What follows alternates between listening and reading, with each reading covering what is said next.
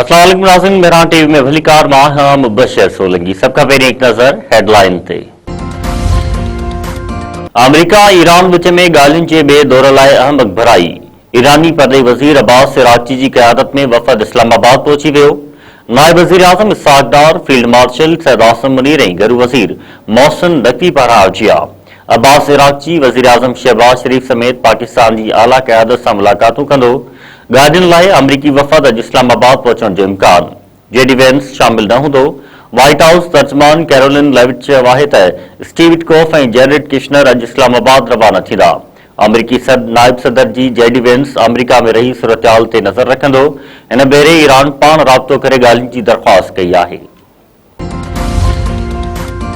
Iran जी परदेही वज़ारत Iran ऐं अमरीकी वफ़द विच में मुलाक़ात वारे मंसूबे जी तरदीद करे छॾी। ईरान जी परदेही तर्जमान इस्माइल बकाई चयो आहे त हू ईरानी परदेही वज़ीर सां गॾु सरकारी दौरे ते पाकिस्तान पहुतो आहे।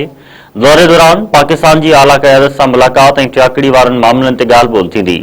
ईरानी परदेही तर्जमान पंहिंजे बयान में वधीक चयो आहे त दौरे दौरान अमरीका ऐं ईरान विच में का बि मुलाक़ात तइ थियल न आहे।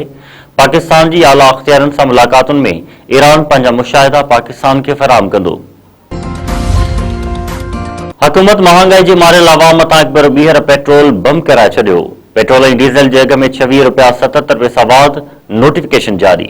पेट्रोल जी नई क़ीमत 393 रुपया 35 पैसा ऐं डीज़ल जी नई क़ीमत 380 रुपया 19 पैसा फी लीटर मुक़रर। अवाम पेट्रोल अघनि में वाध खे रद्द करे क़ीमतूं घटाइण जो मुतालबो करे छॾियो। जीएस सिंध हलचल जे बानी साईं जीएम सैद जी अॼु 31वीं वरसी। एसयूपी जस्कम ऐं जीएस सिंध रहबर कमेटी जा धारदार जलसा थींदा। सॼी सिंध खां कारकुन काफ़िले जी सूरत में सन पहुचण शुरू। एसयूपी तरफ़ां सैद जी दरिया वारे बंगले ते राग रंग जी महफ़िल, मशल बरदार रैली, सन ईंदड़ ऐं वेंदड़ रस्तनि ते पुलिस जी वॾी नफ़री मुक़रर, काफ़िलनि जी रस्ता रोक।